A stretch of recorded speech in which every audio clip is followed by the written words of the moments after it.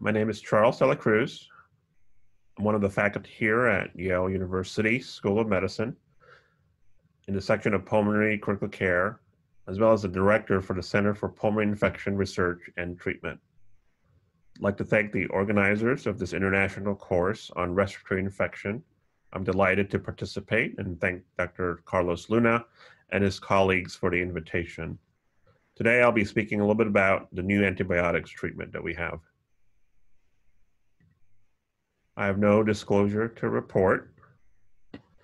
So briefly, here's an outline. I'd like to discuss some of the current problems with antimicrobial treatment of infection, highlighting some of the newer antibiotics, as well as the different and new approaches for antimicrobial management. I do not need to let this group know that antimicrobial resistance is a major global problem. And this graph highlights the increased resistance of organisms over time. Specifically, you can see the increase in the percentage of MRSA over time, the Enterococcus resistant organisms against vancomycin, and then also the drug-resistant gram-negative organisms in the past several decades. This problem has been highlighted by the fact that by 2050, it's going to be reported that deaths attributed to antimicrobial resistance is going to reach 10 million, which surpasses many other disorders, including cancer. On the right-hand side, you can see the global distribution of deaths attributed to antimicrobial problems. And here in Latin America, showing the significance as well of this to become an issue in the next several years. This problem is compounded by the fact that antibiotic discovery has waned over time. On the left-hand side, you can see the number of different antibiotic classes discovered in the mid-50s, 60s, and 1970s. And in the past 30 years, it's been reported that there's been a lack of new antibiotic class introduced to the population. This is compounded by the problems that many of these new discoveries result in drug resistant with shorter time. You can see in green the discovery of carbapenems, and it didn't take that long for the new identification of resistance to that drug class. So we have a problem with shortages of new antibiotics, emergence of drug resistance, and the need for new therapies to fight against these infections. So different approaches, thankfully, have been discussed in terms of discovering new antibiotics. This include improvement of existing antibiotics, rediscovering old antibiotics that has not been used recently. Interestingly, also the use of older drugs that are used for other disorders for the purpose of antimicrobial management. Some approaches are target-based, and more interestingly, more and more people are exploring new chemical diversity based on using natural product diversity or by experimenting in the laboratory synthetic chemistry for diversity of new antimicrobial products. Next several slides, I'm going to highlight, but not really go into details, some of the novel antibiotics. In this slide, I highlight some of the novel cephalosporins, which bind to the penicillin binding proteins and inhibit transpeptidase. Here are some of the newer cephalosporins targeting gram-positives, and some of them have gram-negative coverage. Some of these have been approved for HAP and VAP, and some are currently in later phase studies for more resistant organisms, such as the ones in the bottom. There are many activities with regards to beta-lactam and beta-lactamase inhibitors. You can see on the left-hand side, these are typically in combination with targeting many of the multi-drug resistant organisms that I've listed there in the third column. You can see many of these products are compared against colistin, which have been used for many of these resistant organisms. Colistin has its own problems with side effect profiles. Interestingly, there are newer beta-lactamase inhibitors listed in the bottom that have shown some promising results and better MIC against some of the harder organisms to treat. I list also non-beta-lactam antibiotics. Plasmomycin is a semi-synthetic aminoglycoside, which have been shown to do well in comparison to colistin. There are new fluorocyclines, which are tigacyclines, which the good thing about that is these are potentially good oral options. However, studies on respiratory infections are still limited.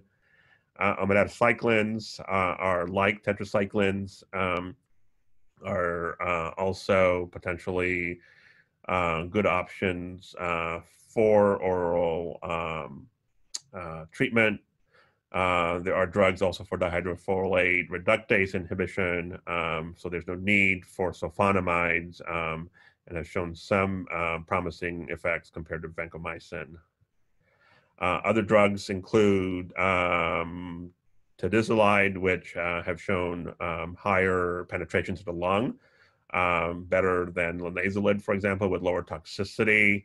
Telavancin is a lipoglycoprotein peptide that targets cell wall synthesis. There are some studies to show non-inferiority to vancomycin.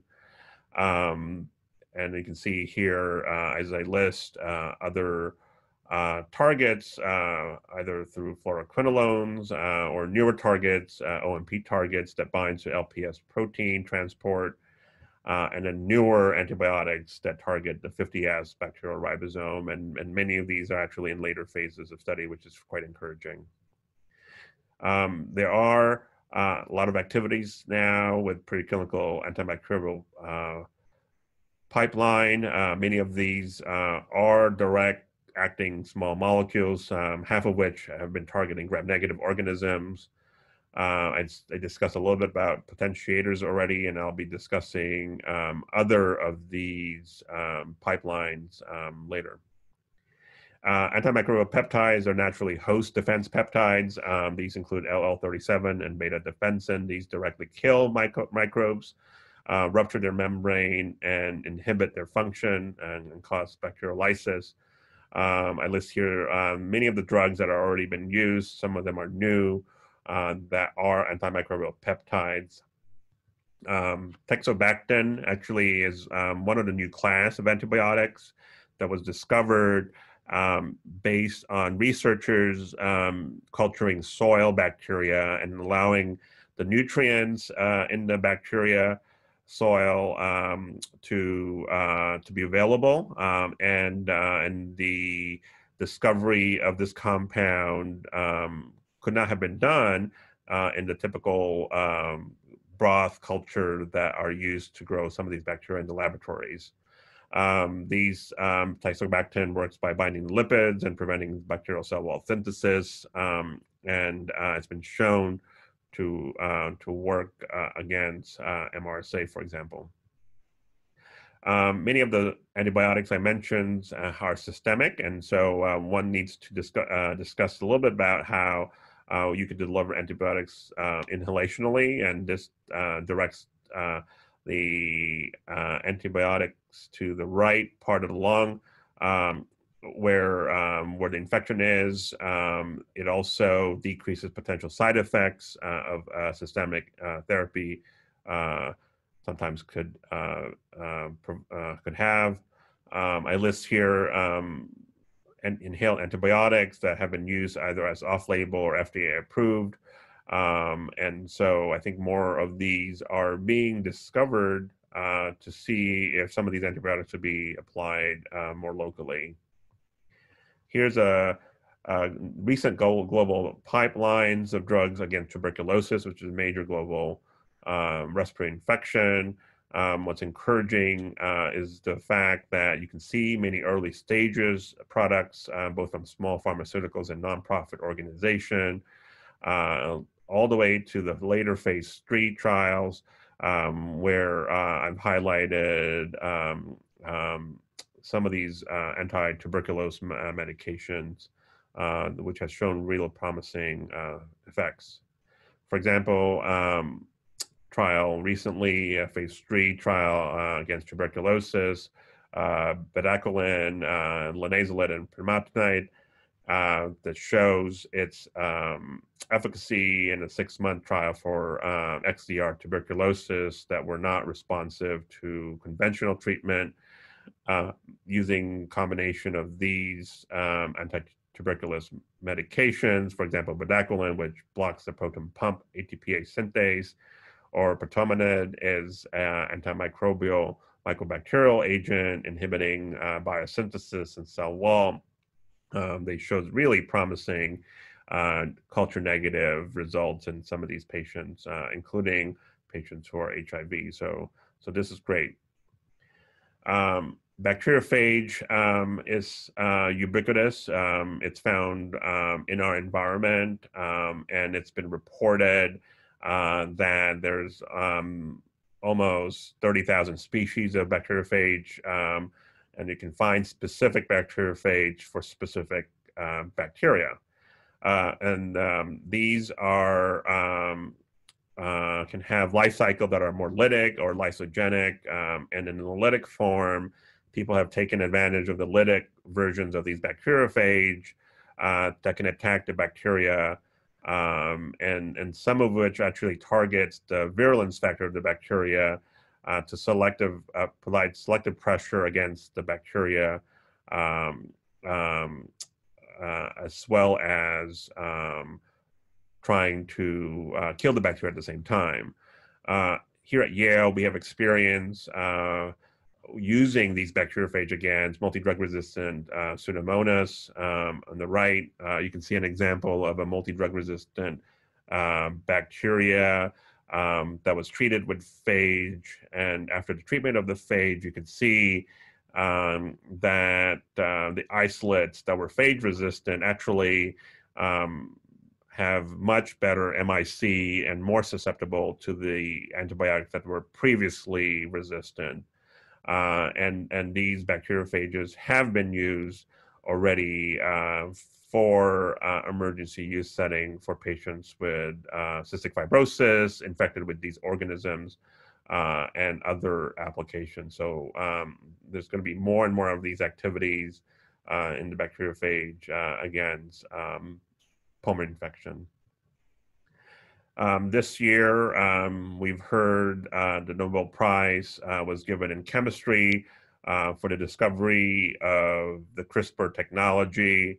CRISPR takes advantage of a nuclease to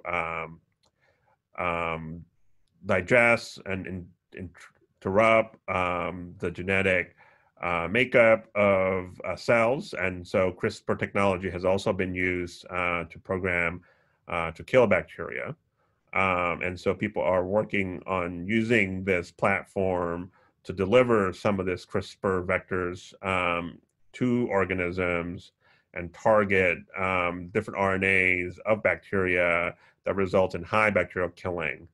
And so it'll be interesting to find out whether this technology would be effective in the short-term future for our patients with some of these more resistant organisms.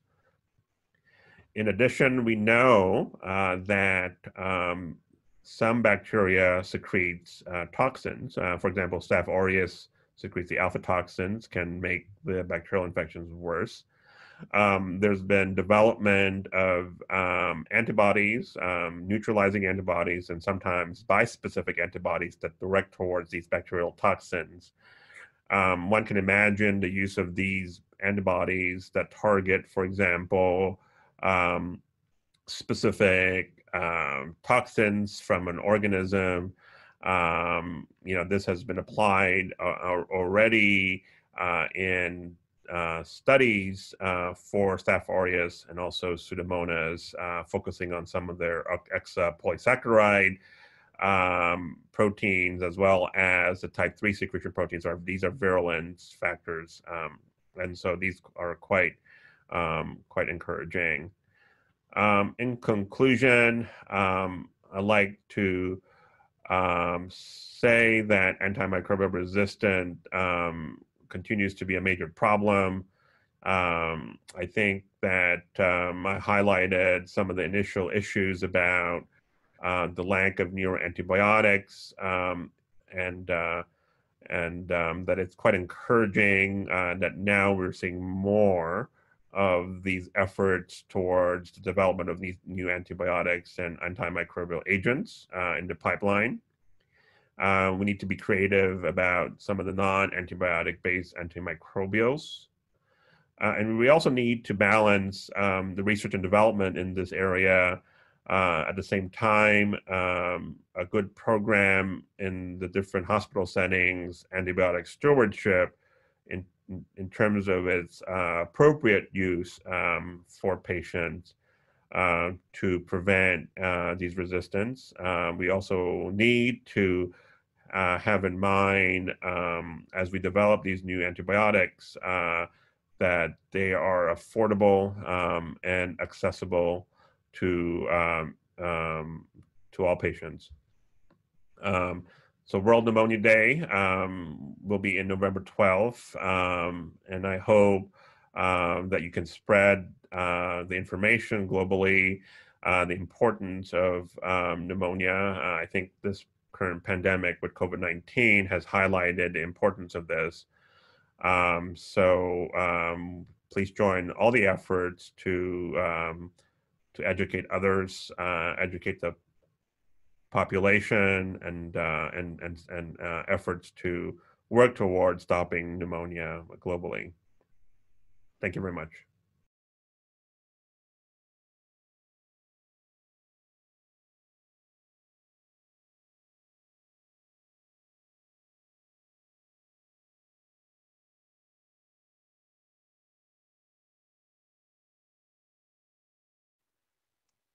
Good morning. To start, I would like to thank the organizers for the opportunity to give this talk on the interest of antimicrobial treatment in patients with ventilator-associated tracheobronchitis.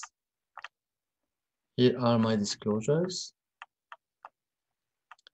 Ventilator-associated tracheobronchitis, or VAT, is a common ICU-acquired infection. Its incidence ranges from 1.4 to 18%, depending on the type of population and also on the duration of mechanical ventilation. The most accepted definition is the following: 2 of 3 criteria: purulent secretions, fever, and leukocytosis, plus a positive tracheal aspirate or BAL, and no new infiltrate on chest X-ray. So this is exactly the same clinical and microbiological criteria as VAP. The only difference is the absence or presence of new infiltrate, and this is why it's very difficult to differentiate VAT from VAP. As you know, chest X-ray is not very sensitive in detecting new infiltrate in mechanically ventilated critically ill patients. So VAT is considered as an intermediate process between tracheobronchial colonization and VAP. But in some patients, we can have a direct transition from colonization to VAP. VAT has a negative impact on outcome related to 2 factors. The first one is the inflammation of lower respiratory tract with the increased sputum production, which might result in a prolonged duration of mechanical ventilation weaning difficulties, and also extubation failure. The second reason is that that is associated with increased incidence of VAP ranging from 9 to 32%. This is one of the first studies that evaluated the impact of that on outcome. It's a single center that was performed in the University ICU of Lille. Almost 1,900 patients receiving invasive mechanical ventilation for more than 48 hours were included. And that was associated with a significantly increased duration of mechanical ventilation and length of ICU stay in medical patients, but also in surgical patients. These results were confirmed with studies coming from other groups, such as this one that was performed in Greece, that also showed an increased duration of mechanical ventilation and length of ICU stay in VAT patients as compared to those with no infection of the lower respiratory tract. So at least two reasons to suggest antimicrobials in patients with VAT, the negative impact on outcome and the higher rates of VAP. Based on the results of this international survey that was performed in 288 ICUs, half of physicians reported prescribing broad-spectrum systemic antibiotics for VAT treatment. There are a few studies that evaluated the interest of antimicrobial treatment in patients with VAT. This is an observational study, multi-center European study, in which 122 VAT patients were included, and the incidence of subsequent VAP was 14%. 48% of patients received appropriate antimicrobial treatment, and 13% received inappropriate antimicrobial treatment, and 39% of study patients did not receive any antibiotic. Pseudomonas, Staph aureus, and Acinetobacter were the most commonly identified bacteria. Appropriate antibiotics were associated with reduced risk for transition from VAT to VAP, with an odd ratio of 12%. And the number of patients with VAT needed to treat to prevent one VAP episode was 5 in that study. We have two small randomized controlled trials that evaluated the impact of antimicrobials on outcome in VAT patients.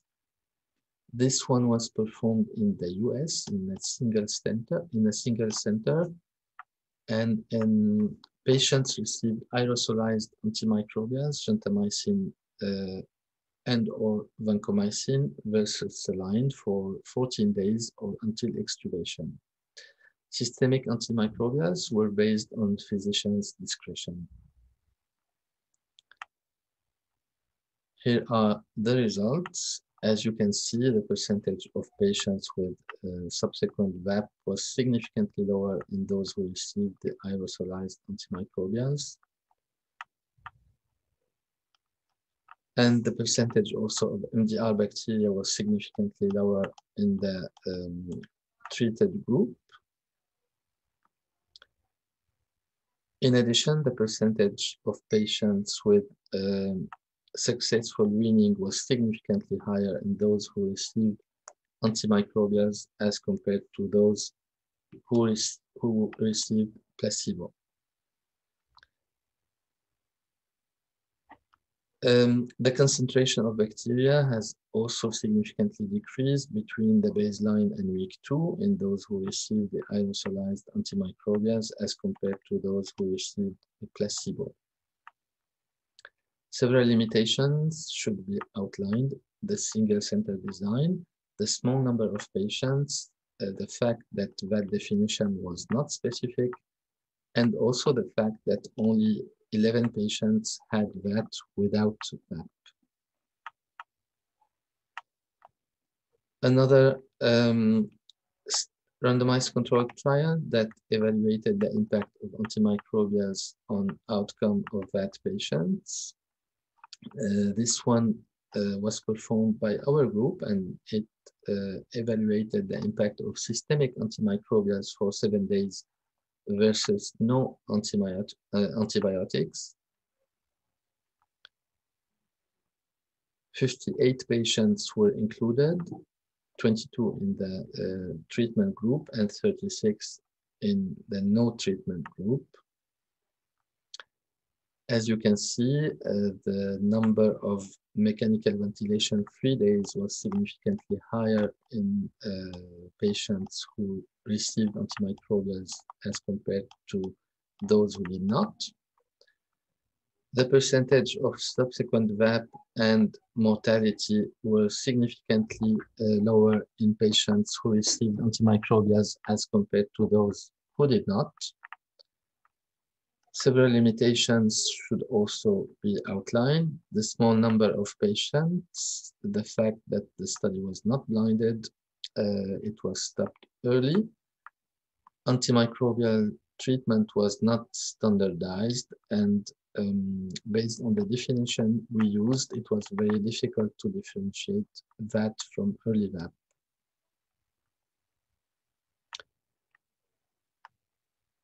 TAVEM study is the largest study to date on VAT.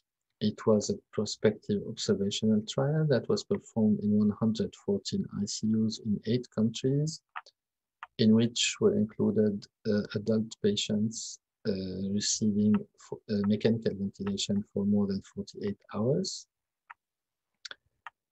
The definition used for VAT was the one I showed you, with, again, the only difference with VAT was the presence or not of new infiltrate on chest X-ray. 64% of patients were medical, but there were also 18% of surgical patients and 18% of trauma patients. We included almost 3,000 patients in that study, and the incidence of that was 11.4%, similar as that of VAP, 13.2%. MDR were responsible for almost half of VAT episodes, with Pseudomonas, Staph aureus, and Klebsiella being the most common bacteria. There were some differences between VAT and VAP patients. CPIS, PCT, and SOFA scores were significantly lower in patients with VAT as compared to those with VAP. The duration of mechanical ventilation and the length of ICU stay were similar in VAT and VAP patients and significantly higher than in those with no infection. However, the mortality rate was significantly higher in patients with VAP, 40%, as compared to 29% in VAT patients. 12% of VAT patients developed a subsequent VAP, and probably the most interesting result of that study is that appropriate antimicrobials were significantly associated with reduced transition from VAT to VAP, with a percentage of 8% versus 29% in those who received inappropriate antimicrobials or no antimicrobials, with an odd ratio of 21%. In addition, the transition from VAT to VAP was independently associated with increased mortality in a multivariate model. So maybe there is a beneficial effect of antimicrobials in VAT patients with a reduced transition from VAT to VAP. However, we know that inappropriate use of antimicrobials, especially for a long period of time, is associated with increased antimicrobial resistance, and infections related to these bacteria are difficult to treat and associated with increased mortality and morbidity in critically ill patients. And this is probably why in the recent recommendations of IDSA and ATS, they suggested not providing antimicrobial treatment to patients with VAT. Of course, it was a weak recommendation based on a low quality of evidence. A few words on the TAVEM2 study. It's a study ongoing in France in 33 centers. The hypothesis is that a short course of antimicrobial treatment could be associated with reduced transition from VAT to VAP. The study is a randomized controlled trial in which the patients are randomized to receive 0, 3, or 7 days of systemic antimicrobials to treat VAT. Because of low rate of inclusion, the group with 7 days was withdrawn, and we continue the study with only 2 groups, 0 or 3 days of antimicrobials. We plan to include 156 patients, and the study is supported by the French Ministry of Health. To conclude, VAT is common in mechanically ventilated patients. It is very difficult to differentiate from VAP. The beneficial effect of antimicrobial treatment is not clear, and we hope that further studies will help us to better determine the impact of antimicrobials in patients with VAT. Thank you for your attention.